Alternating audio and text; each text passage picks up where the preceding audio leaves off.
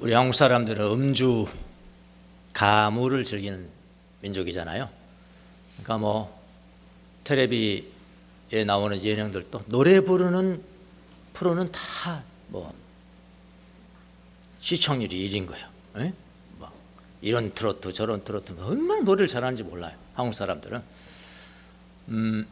우리가 시편 읍조림을 하는데, 저 읍조림이라는 곡이 베개 3개인가 있죠. 3개인데 이제 교회 안에서 할 때는 이게 잘 안 되는 거지. 예.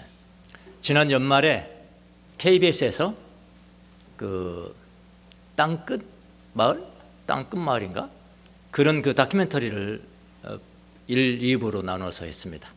무슨 이야기냐면은 까르투시오라는 이야기 들어보셨나요? 까르투시오 수도원. 그거는 봉쇄 수도원 중에서 가장 지금 전 세계적으로 존재하는 수도원 중에서 가장 봉쇄 수도원. 그러니까 거기는 가족들도 만날 수가 없어요. 가족들도 만날 수가 없고 거기는 완전히 침묵을 해야 돼. 근데 아시아 지역에 딱 한 군데가 있는데 그게 어디에 있을까요? 우리나라에 있습니다. 서울 아니고요. 경상북도 어디? 안동인가? 안동역이 아니고 안동에 까르투시오 거기 수도원이 있습니다. 까르투시오 수도원은 이제 프랑스에서 시작돼서 지금도 거기에는 이제 프랑스 사람들이 많고, 그러니까 영어권, 불어권, 그다음에 한국 사람도 2명인가 뭐 있는 것 같더라고요. 그래서 한 9명이 지내고 있는데 말이 안 통하는데 어떻게 생활하냐고요? 거기 말이 없어요. 말 필요 없어요. 왜냐하면 침묵해야 되니까. 침묵해야 되니까 말이 필요가 없습니다. 그분들이 이제 모여서 시편을 이렇게 암송을 하는데, 시편 낭독을 하는데, 읊조리는데 그 음을 붙여요. 근데 우리는 이건 가장 쉬운 겁니다. 그렇게 연세 많은 분들도 그 잘해요. 근데 그분들의 저기는 유튜브에 안 나오니까 그분들은 완전히 봉쇄니까, 특별히 이번에 KBS에서 부탁을 해서 이 물질이 우상화되어 가는 이 세상에 이런 땅끝 마을에 이렇게 사는 사람들도 있다라는 것을 좀 경종을 올려주기 위해서 뭐 부탁을 한 것 같아요. 그래서 문을 연 겁니다, 사실은 한국에. 근데 저 외관에 가면은 베네딕토 수도원이라고 있습니다. 베네딕토 수도원은 정말 신부님들, 아니 수도사들이 왜 이렇게 노래를 잘하죠? 너무 잘하는 거예요. 그 성무일도 시간에 이 시편 낭송을 하는데 읊조림이 있는데 그렇게 다 붙여가지고 말이죠, 멜로디 다 붙여가지고 하는데 너무 아름답습니다. 꼭 한번 유튜브 찾아서 그 부분 한번 보십시오. 우리도 이렇게 좀 고난도에 시편 노래도 할 수가 있구나. 언젠가 우리도 한번 해보리라 하는 그런 기대감을 한번 해보시기 바랍니다. 근데 이것부터 우리가 잘해야 돼. 가장 쉬운 것부터 잘해서 그 다음에 알토도 좀 넣고 베이스도 넣고 이렇게 해서 한번 그렇게 해보도록 하겠습니다. 한두 번 하고 내리자 그러면 제가 좀 창피하잖아요. 조금 익숙할 때까지 한번 해보도록 하겠습니다. 자, 우리가 요한복음을 살펴보고 있는데요. 지난 시간에는 부활이 안 믿어지는 사람들이 있었죠. 예. 부활이 아직도 부활을 깨닫지 못하고 믿어지지 않는 사람들의 이야기였고, 그래서 지난 시간에는 부활은 단지 성경을 안다고 깨달아지는 게 아니다. 성경을 좀 안다고 깨달아지는 문제도 아니고, 예수님으로부터 나는 부활할 것이다 라는 말을 직접 들었다고 해서 깨달아지는 문제도 아니다. 부활에 대한 부활을 예언한 구약 성경을 잘 알고 있어도 부활을 믿지 못할 수가 있고, 예수님으로부터 직접 말씀을 들었어도 부활을 믿지 못하는 사람들이 있었다. 심지어 누가? 수제자인 베드로, 요한도 그랬다. 그래서 부활의 문제는 쉽게 믿어지는 그런 문제가 아닙니다. 그러나 방법이 있습니다. 그 방법이 뭐냐면은 주님이 믿게 해주셔야 돼. 주님이 믿게 해주시면은 쉬워요. 자연스러워요. 믿음이 그런 거거든요. 믿어져야 되는 거예요. 내가 믿으려고 하면 안 되는 거, 그거 가짜일 수가 있어요. 믿어져야 돼, 믿어져. 그래서 기도원에 믿습니다 나무뿌리 뽑으면서 믿습니다 하는 사람들, 이건 다 조사해 볼 필요가 있는 사람들이에요. 왜 그래요? 안 믿어지니까 그러는 거예요. 안 믿어지니까. 믿습니다 해가지고 믿어진다면 하루 종일도 하겠죠. 믿음이 뭐예요? 견고해진 믿음이라면 그냥 믿어져야 돼요. 믿어져야 돼. 부활도 마찬가지거든요. 예, 그건 주님이 해주셔야 돼요. 주님이 해주시면 자연스럽죠. 주님이 해주시고 자연스럽고 믿어질 때는, 이때는요 믿음이 생기는데 정말 초이성적인 믿음이 생겨요. 비이성적 아닙니다. 비이성적 동물 같은 믿음 아니에요. 초이성적 믿음이 생기는 거예요. 이성으로 이해가 안 되는데 그건 믿어지는 거예요. 그렇게 또 증거하는 거예요. 초과학적, 비과학적 아닙니다. 초과학적인 믿음이 생기는 거예요. 믿음이 팍 들어오는 거예요. 여러분, 저도 부활이 믿어지지 않았습니다. 바로 믿어지지 않았어요. 신앙생활 했냐고요? 했죠. 신앙생활 했어요. 믿음생활 잘했고요. 교회도 열심히 다녔고요. 주일을 빠져본 적이 없어요. 사법시험 기간 중에도 다녔어요. 뭐 그 정도면 잘 다닌 거 아닙니까? 요즘 뭐 중간고사 본다고 안 나오고 뭐 한다고 안 나오잖아요. 약속이잖아요, 약속. 그래서 나갔어요, 저는. 시험 볼 때도 다녔습니다. 부활절 갔냐고요? 당연히 갔죠, 부활절. 찬송했나고요? 찬송했죠. 찬송하고 아멘하고 다 했어, 다. 그런데 내 마음속에는 마음속에 부활이 믿어지는 문제는 다른 문제란 말이에요. 아무리 예배드리고 부활절 노래하고 부활절 지켰다 하더라도 부활이 안 믿어지는 건 안 믿어지는 거예요. 다른 사람이 물어보지 않아서 가만 두는 거지.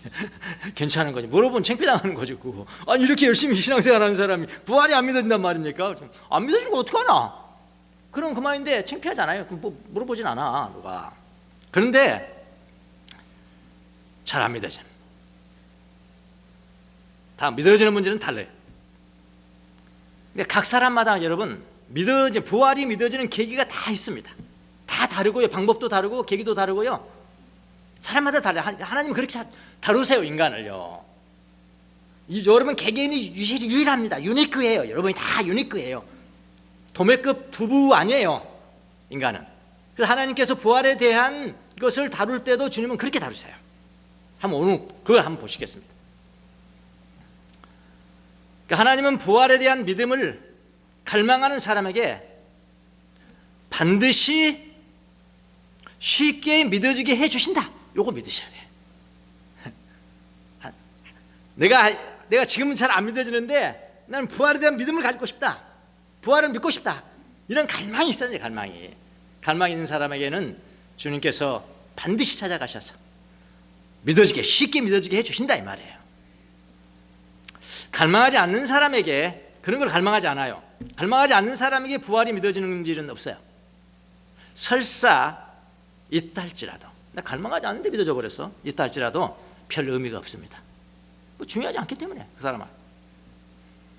부활은 주님을 사랑하고 주님을 갈망하는 사람들에게 더욱 의미가 있는 거예요. 자, 여러분이 만약 예수님을 믿으시지만은 부활하였다는 사실에 대해서는 아직 좀 마음으로 동의가 되지 않는다면 어떻게 될까요? 걱정하지 마세요. 그래도 걱정하지 마시라고. 여러분이 예수님을 갈망하고 예수님을 사랑하고 있다면은, 그리고 예수님의 부활을 믿고 싶다면 예수님은 각 사람에게 나타나실 거예요. 각 사람에게 나타나셔서 반드시 그분의 부활을 계시해 주실 것이라고요.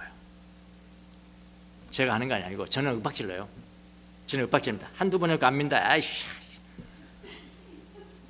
근데 예수님은 절대로 윽박지지 않습니다. 반드시 각 사람에게 맞는 방법으로 나타나셔서 부활을 계시하실 것입니다. 저는 그걸 믿습니다. 여러분도 반드시 예수님의 부활을 믿는 사람들이 되십시오. 자, 오늘 우리가 본문을 읽었는데, 오늘 본문은 부활이 믿어지지 않았는데 예수님의 도움으로 부활이 깨달아지고 믿어진 사람의 이야기예요. 지난 시간에는 안 믿어졌던 사람의 이야기고, 오늘은 믿어졌던 사람, 믿어지는 한 사람의 이야기입니다. 여인이에요. 막달라 마리아. 여러분이 잘 아는 막달라 마리아의 이야기죠. 더구나 이 막달라 마리아는 부활하신 예수님의 모습도 봤어요. 여러분은 못 보셨잖아요. 안 믿는 분 계시죠, 부활. 근데 보지 못했잖아요. 여러분이 부활하신 예수님이 나타나셨다면 그냥 믿겠죠? 그러실 거예요. 근데 막달라 마리아는 그것도 안 믿었어요. 모습 보고도 안 믿었어요. 모습을 보고도 믿지 않았고, 부활하신 예수님이 말씀도 했어. 말씀도 이렇게 말씀도 전했어요. 예수님이 말씀도 전했는데 말씀을 듣고도 또 믿지 않았어요. 그러니까 우리보다도 훨씬 믿음이 없는 것 같아요. 막달라 마리아. 믿지 않았던 여인의 이야기. 그러니까 부활이 믿어지지 않는 사람들에게 도움이 될 것 같습니다. 자, 그 사람 이름이 바로 막달라 마리아, 막달라 출신 마리아입니다. 자, 막달라 마리아가 어떻게 예수님의 부활을 믿게 되었는지 그 과정을 한번 살펴보겠습니다. 먼저 우리가 막달라 마리아는 어떤 여인입니까? 예수님을 지극히 사랑한 여인입니다. 여러분이 다 아시다시피 막달라 마리아는 예수님이 7 귀신을 쫓아진 여인이었대. 성경에서는 7 귀신을 쫓아준 여인이었다. 그러니까 예수님이 아주 흉악한 질병도 걸렸지만 흉악한 죄죠, 죄. 죄의 포로가 되고 노예가 된 이 여인을 죄에서 해방시켜줬어요. 얼마나 자유했겠습니까? 그렇잖아요. 아주 7 귀신이 들렸었는데 죄에서 해방시킨 겁니다. 근데 이 사람은 예수님을 사랑하지 않을 수가 없어요. 죄에서 많은 죄를 용서받은 사람은 예수님을 많이 사랑한다 그러셨잖아요. 예수님을 사랑하지 않을 수가 없는 그런 사람입니다. 특별히 예수님이 갈릴리 지역에서 사역을 하셨는데, 물론 12 제자도 함께 다니지만은 사역을 하려면은 물질이 많이 필요하잖아요. 밀주도 필요하고 손도 필요하다고요.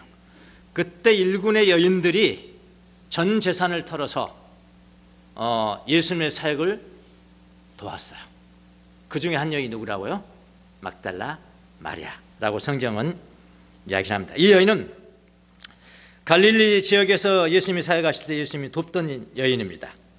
또 예수님이 십자가 처형을 당하실 때 바로 그곳에 계셨어요. 그곳에 있었어요. 예수님의 어머니 마리아와 함께 있던 그런 여인입니다. 막달라 마리아는 예수님이 묻히시던 장면을 모두 다 지켜본 여인. 부활절 아침이 됐습니다.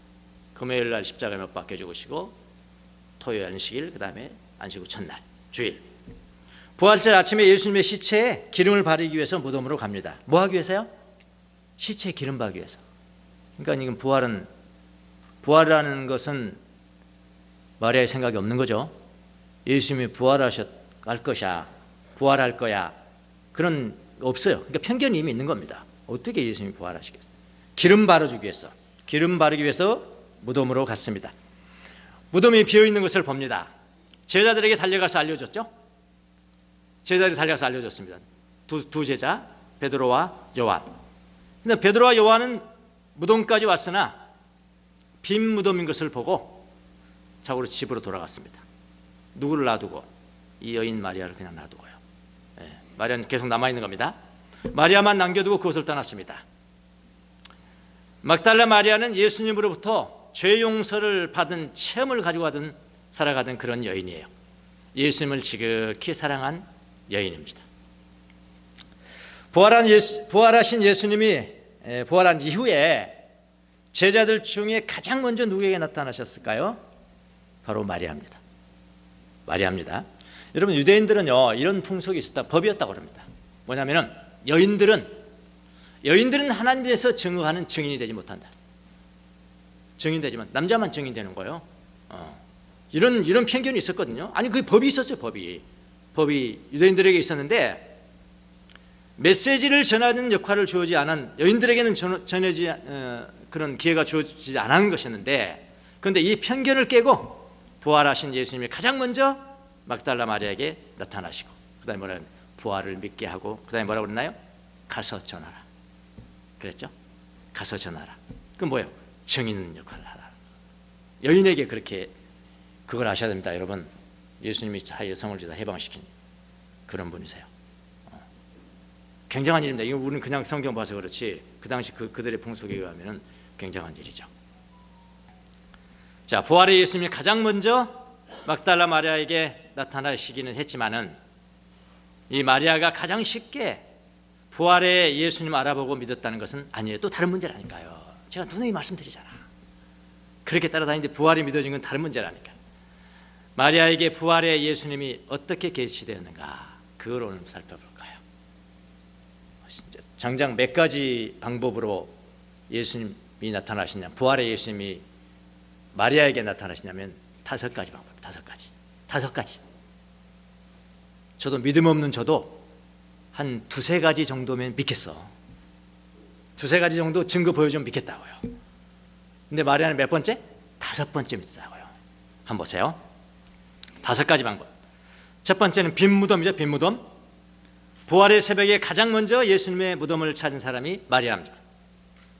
마리아는 예수님의 무덤에 돌이 옮겨져 있고 무덤 속에 예수님의 시체가 없어졌다는 걸 봤어요. 자기 눈으로 봤습니다. 그래서 그 시체를 누군가 가져갔다고 제자들에게 알렸던 사람입니다. 마리아.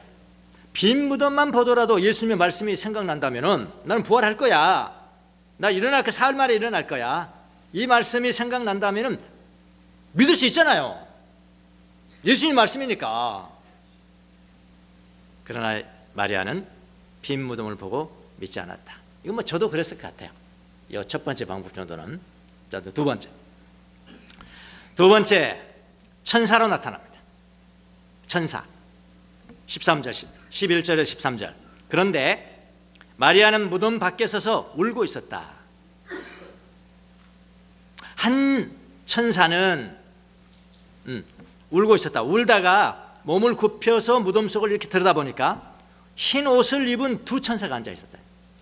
두 천사가. 한 천사는 예수님의 시신이 놓였던 머리맡에 있었다. 한 천사는 발치에 있었다. 천사들이 마리아에게 말하였다. 여인아, 왜 우느냐? 왜 우느냐? 그렇게 됐죠. 마리아가 대답하였다. 누가 우리 주님을 가져갔습니다. 어디에 두었는지 모르겠습니다. 만약 여러분 천사를 보고 이렇게 질문하면 안 되죠. 자기 부활이 믿어진다면 부활하신 예수님 어디 가셨습니까? 이러면 또 다르게 지금 천사가 이야기를 했을 거예요. 그런데 천사를 보고도 믿지 않느냐. 그렇게 방법 나타나. 천사는 예수님의 부활을 증거해 준 사자 아닙니까? 믿지 않았다. 빈 무덤 안에 천사들이 있는데도 마리아는 부활이 믿어지지 않습니다. 천사가 예수님 시체의 머리와 발 아래에 있는데도 믿지 못합니다. 여러분 같으면 어떻게 했어요? 천사가 나타났다면 난 깜빡할 것 같은데요. 마리아는 믿지 않았어요. 세 번째 방법. 부활하신 예수님을 직접 봤습니다. 누가요? 마리아가요. 직접 봤어요. 14절에 이렇게 말하고 있습니다. 이렇게 말하고 뒤로 돌아섰는데, 천사를 보고 그냥 돌아섰는데, 돌아섰을 때 마리아는 예수께서 서 계신 것을 봤다고 그랬잖아요. 보았지만 그분이 예수이신 줄은 알지 못하였다. 안 믿은 거예요. 직접 보고도 안 믿은 거예요. 마리아는 부활하신 예수님을 직접 보았음에도 불구하고 알아보지 못합니다. 편견이겠죠. 편견. 무슨 편견일까요? 예수님이 살아 계실 리가 없어. 이런 거죠. 예수님이 살아 계실 리가 없어. 이런 편견이 우리의 신앙을 얼마나 많이 방해하는지 아십니까? 예수님은 지금도 우리에게 말씀하시거든요. 근데 예수님이 지금 나에게 나타나셔서 나에게 말씀하실 리가 없어.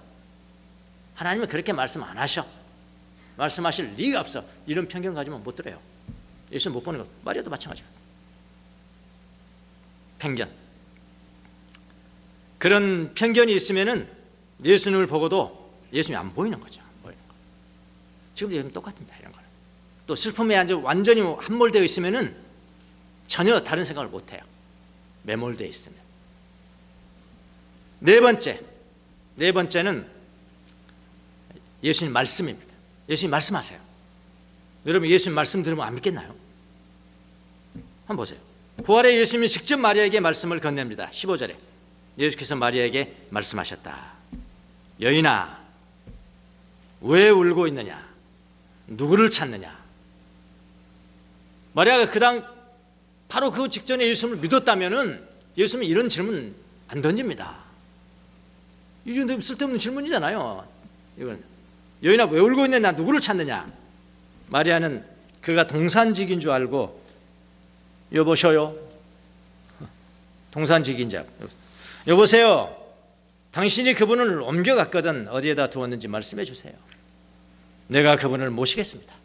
이렇게 말했다.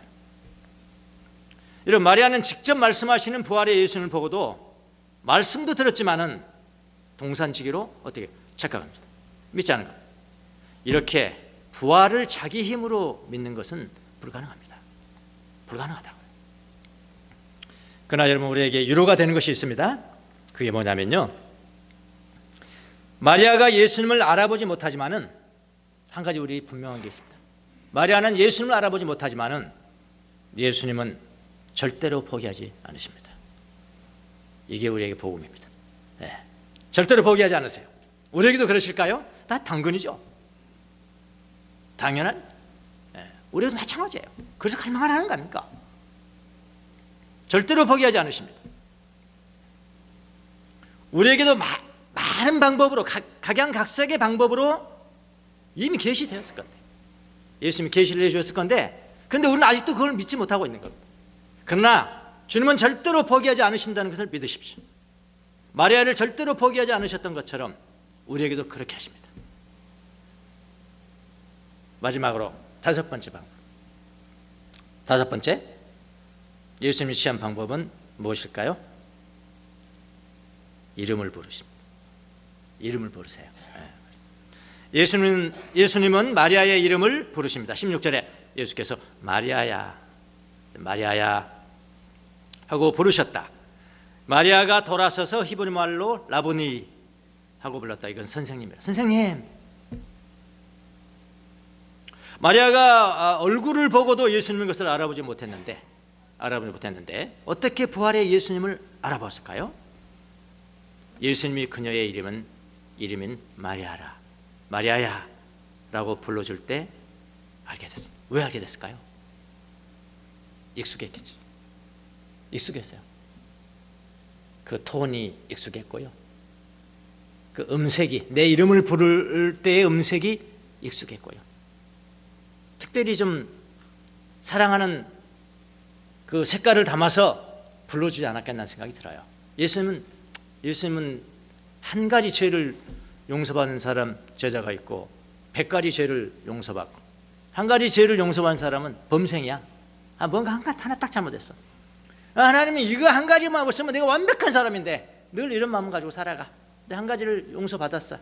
그런 사람이 있어요. 이걸 범생이라고 그래. 범생. 저기 뒤에 있는 사람 100가지 죄를 용서받아서 얼굴을 들 수가 없어. 얼굴을 들 수가 없어. 그 죄를 용서받고도 항상 죄인처럼 살아. 눈물을 흘리면서. 예수님이 어떤 사람에게 더 마음이 갈까요?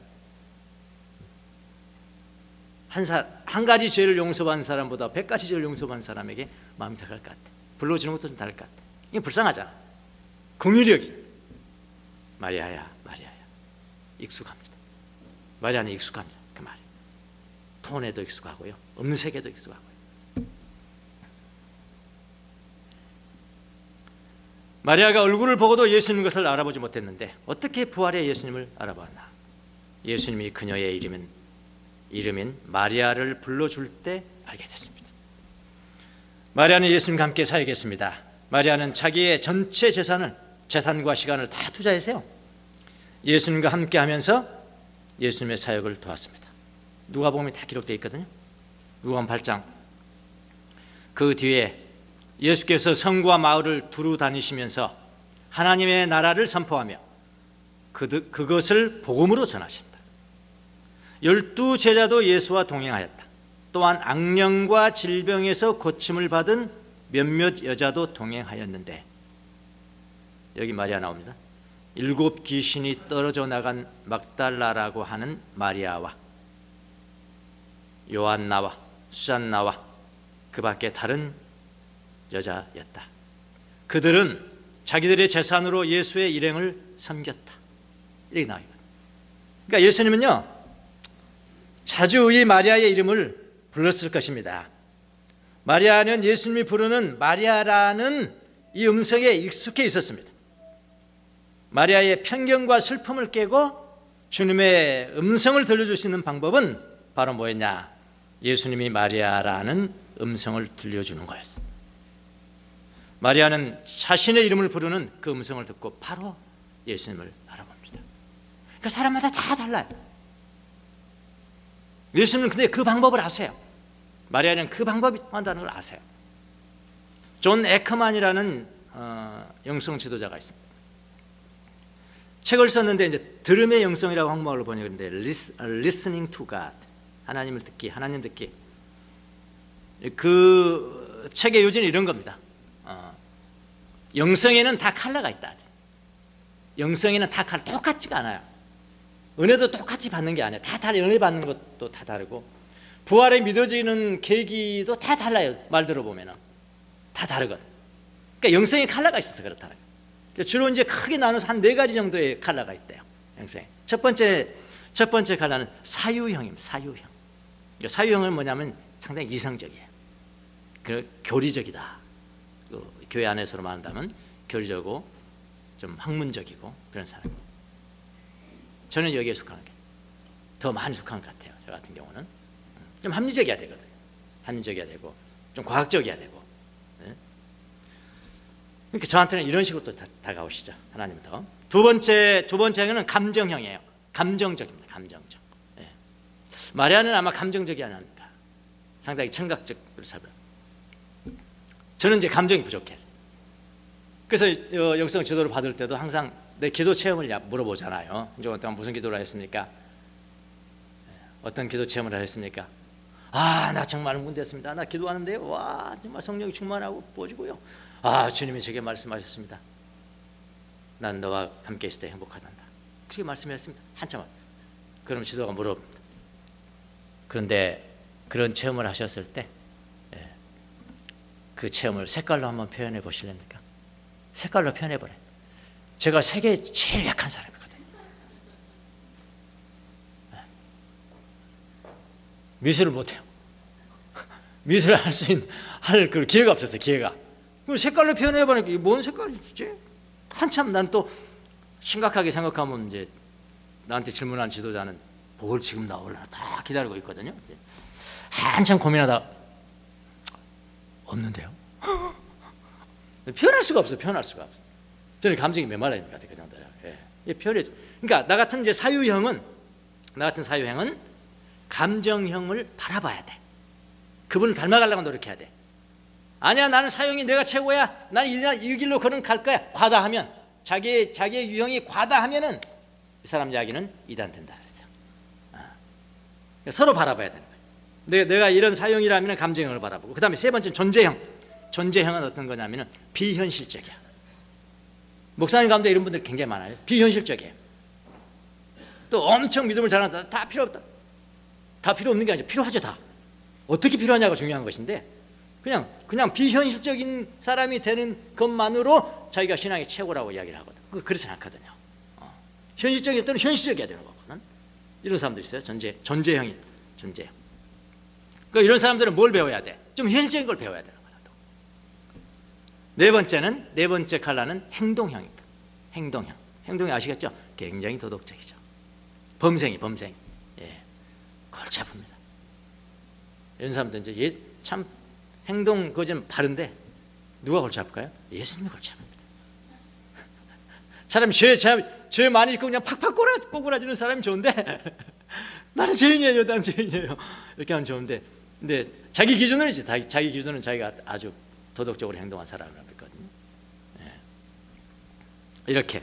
근데 서로를 향해야 되는데 너무나 지나치면 그는 이단이라고 합니다. 마리아는 어떤 형일까요? 청각이 발달한 감정형이 아닐까 그런 생각이 됩니다. 너무나. 지금도 우리가 이런 경험들이 굉장히 중요하거든요. 사실 예수님이 여러분에게 나타나셔서 나에게 은혜를 주셨어요. 그 경험을 간직해야 돼. 기억해내고 그때 내가 어떤 식으로 내가 받았지? 그 컬러가 뭐였지? 분위기는 어떤 거였지? 그러면 예수님은 그걸 즐겨하세요. 그럼 나중에 또 그런 식으로 나올 때도 주님이 나오셨어. 여러분 아십니까? 주님이 여러분에게 다가올 때를 아시냐고요? 어떤 사람은 10년에 한 번씩 10년에 한 번씩 다가오니까 완전히 모르는 사람도 있고요. 그런데 어떤 분은 알아. 주님이 자기에게 다가오는 방법이 패턴이 있어. 주님이 그렇게 좋아하시는 방법대로 이렇게 하시니까 그럼 주님이 오셨다. 어떤 분은 성경을 읽을 때 항상 그렇고, 어쩔 때는 자연을 바라보면서 할 때 주님이 나타나시고. 이 각 사람이 다 다르단 말이에요. 마리아는 예수님께서 자신의 이름을 부를 때 늘 그걸 기억하고 있었을 거라. 또 봐볼까요? 다른 제자들이 부활의 예수님을 알아보지 못할 때 사용하는 방법들이 다양합니다. 성경을 잘 보면요, 다양합니다. 어떤 제자들에게는 보고도 또 안 믿는 거야. 예수님 부활하셔서 대화하는데도 안 믿는 거야. 예수님이 그들에게는 뭘 펴줬을까요? 성경을 펴줬죠. 야, 구약 성경 한번 보자. 여기 나타나고 보이지 이거? 여기 나야. 그리고 예수님 보니까 또 없어요. 예수님 안 계시는 거예요. 아, 근데 성경을 풀어주니까 가슴이 뜨겁다. 아, 부활하시다. 그분이시다. 어떤 제자들에게는 눈으로 보게 시각. 그게 뭘까요? 성만찬이죠. 갈릴리 바다에서 다른 못 알아. 물고기 가져와라. 물고기 떼어주죠. 시각. 아, 주님이 이렇게 하셨는데 성만찬 때 주님이시다. 시각으로 보게 하는 방법을 선택하십니다. 주님은 다양한 방법으로 부활을 계시하세요. 명심하십시오. 주님은 절대로 여러분을 포기하지 않으십니다. 여러분이 나는 끝까지 안 믿을 거야. 난 부활 필요 없어. 그렇게만 하지 않는다면 나는 믿고 싶어. 근데 안 믿어지는 거야. 그러면 주님도 여러분을 절대로 포기하지 않으세요. 여러분의 성품 습성을 다 아세요. 주님은요. 저는 아까 사유형이라고 그랬는데 사유형에 가깝다. 합리적이어야 돼요. 합리적이어야 되고 이치에 맞아야 돼요. 이치에. 그런 방법으로 주님은 또 부활을 저에게 계시하겠죠. 저 같은 사람이 진짜 골치 아픈 놈입니다. 진짜 믿음 골치 아픕니다. 부활 같은 거 정말 믿는다는 것은 그건 쉽지 않거든요, 사실요. 예, 주님은 또 그런 방법으로 사유형의 방법으로 저한테 다가오셨습니다. 제가 이제 사법 연수원 때인데 사법 연수원은 이제 마지막 그 인턴을 어디서 하냐면은 판사실에서 합니다. 3명인 판사 내 자리가 따로 있어요. 따로 있는데 판사실은 수도원입니다. 그냥 수도원이라고 해도 돼요. 이거 종이 넘기는 소리밖에 안 들려요. 서로 이야기를 안 해요. 왜냐하면 판결로 말하라. 판사는 판결로 말하라. 와, 처음에 갔더니 막 미치겠더라고요. 말이 없으니까. 그리고 감히 막 질문할 수도 없고 말이야. 그러니까 하는 게 뭐야? 책 봐야지, 책. 나는 무슨 책 볼까요? 성경 봐야지, 성경. 이거 성경 봤어, 성경. 성경을 고린도전서 15장을 읽어가는데 나 부활을 안 믿었답니다. 교회 다닐 때예요. 열심히 다닐 때입니다. 부활이 믿어지는 건 다른 문제라니까요. 고린도전서 15장을 쭉 읽어가는데 바울이 부활을 믿지 않는 고린도 교인들을 향해서 변증하는 장면이 나옵니다. 15장에 제가 한번 읽어줘 볼게요. 다 읽지는 못하고 36절 32절만 읽을게요. 어리석은 사람이요, 바울의 이야기입니다. 어리석은 사람이요, 그대가 뿌리는 씨는 죽지 않고서는 살아나지 못합니다. 죽지 않고는 살아나지 못합니다. 그리고 뿌리는 것은 장차 생겨날 몸 그 자체를 뿌리는 것이 아닙니다.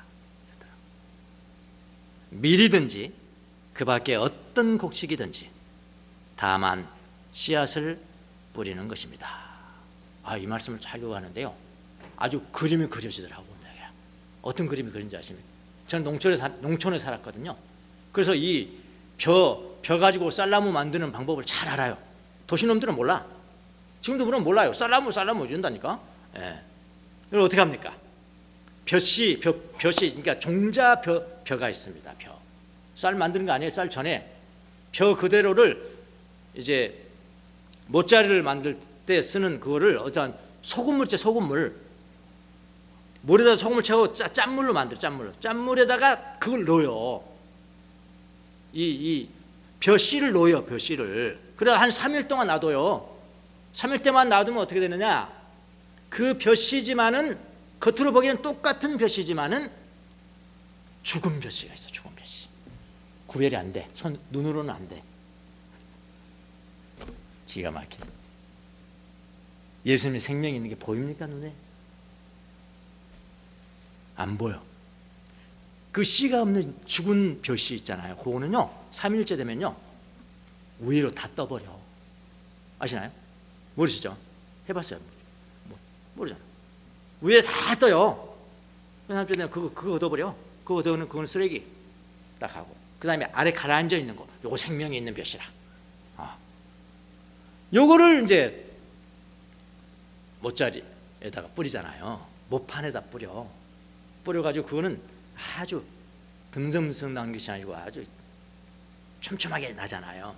촘촘하게 어느 정도 키가 되면은 그걸 다시 뽑잖아요. 다시 뽑아요. 그거 가지고 모내기를 하는 거예요. 서울 애들은 그냥 자라는 줄 알아. 이렇게 그냥 자라는 줄 알아. 벼 딱 해가지고 그냥 자라는 줄 알아. 근데 모내기를 하기 위해서 이제 이게 뽑잖아요. 못자리에서 뽑을 때 딱 보면은, 이렇게 뽑을 때 딱 보면 여기 하얀 그 뭐죠? 뿌리 락인데 뿌리에 붙어 있는 게 하나가 있어. 뿌리에 붙어 있어. 뭐가 하나가 조그만 게. 그게 뭔지 알아요? 그게 벼씨야. 벼씨가 죽어 있어. 벼씨가 죽어야 싹이 나는 거예요. 그게요, 눈으로 쫙 나한테 마치 영화를 보여주듯이, 저는 그 경험이 있으니까요. 그러니까 자, 너무 합리적이잖아요. 하나님은 그렇게 할 수 있는 거예요. 이런 자연을 통해서 부활이라는 게 무엇인지를 가르쳐 줄 수 있다. 하나님은 저한테 그 방법을 사용하셨어요. 와, 맞다. 내가 생명이 있다면, 예수 그리스도의 생명이 있다면은 이건 내가 죽어야 새로운 영광스러운 모습으로 나는 부활하는 거야. 예수님의 부활은 당연한 거야. 부활이 그냥 믿어지더라고요. 감동이 안 되시나? 여러분, 저하고 형이 다른가 봐. 나는 사유형이야, 사유형. 부활이 있다. 거기서 내가 소리 칠 수가 있어야지. 너무나 좋더라고. 기쁨이 몰려오기 시작하는데, 이미 저는 예수님 믿고 기쁨을 맛본 적이 있거든요. 근데 부활까지 믿어졌다. 시간이 걸렸지만은, 그렇구나. 내가 부활하는구나. 이건 다른 차원이잖아요. 제가 초이성적인 기쁨이라고 그랬습니다. 초이성적인 믿음이라고 그랬습니다. 이성 관계 없어요. 다른 사람한테 보면 이거 미친놈이라고 할 거예요. 부활한다 미친놈 아닙니까? 서양 사람들한테 미친놈이라. 그래서 초이성입니다, 여러분. 초과학적이에요. 그게 믿어지는 거예요. 그래서 방마다 이제 우리 동기들이 들어가 있거든. 동기들 방마다 들어가 있어. 이제 군대 갔다 오면 나이가 지긋하잖아요. 지긋한 사람은 서울에다 안 남아 있고, 군대 안 갔다 오면 다 지방으로 가야 돼. 그러니까 다 지긋한 사람들이 방마다 가면 다 있어. 딱 돼가지고 나오라고 그랬지. 그걸 데리고 어디를 갔느냐? 화장실을 들어갔어요. 판사실 할 수 없잖아요. 화장실에 대놓고 네, 부활이 믿는다. 예수님 살아나셨다. 야, 너도 믿어라. 예수님 믿어라. 화장실에서 그렇게 전했다니까. 증거하는 거예요. 믿어지면 그렇게 하는 거라니까요. 내가 주님을 보았다. 부활하는 주님을 보았다. 그분이 지금도 살아계신다. 너도 부활할 거야. 예수님 믿어라. 그렇게 했다는 거예요.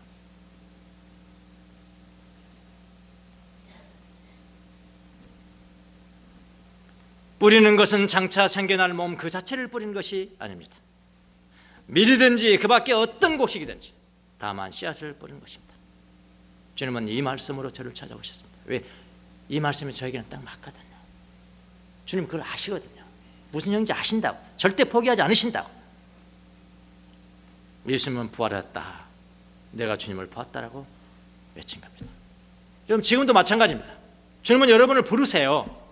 부활을 계시해 주세요. 여러 가지 방법이에요. 꼭 나같이 해라. 나같이 방법을 해야지. 아니면 다 가짜야. 그렇게 할 필요가 없어요. 실제로 성경은 많잖아요. 어떤 사람은 성경 풀어주고, 어떤 사람은 이름 불러주고 다정하게, 어떤 사람은 성만 찬해주면서 그렇게 하고 그렇잖아요. 다 다르다고요.